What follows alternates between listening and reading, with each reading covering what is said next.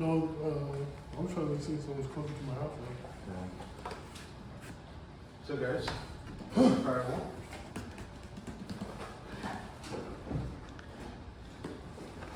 Yeah, go for it. Go for it.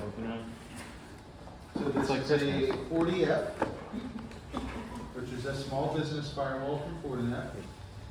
You can see on the back we've got power is the thing that's labeled PC on one side, and then next to that there's a USB cable that this one is probably for loading firmware. I don't think you can access the console or nothing. And then to the right of that is a console cable port, which I don't know if these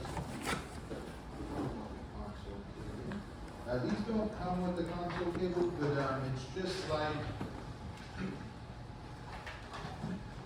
these cables back here.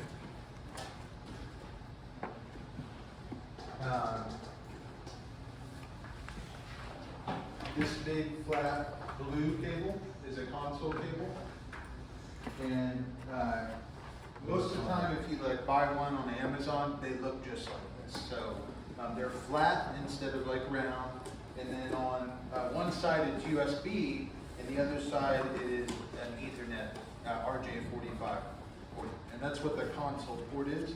And when you console in, it's like you're going right into the terminal.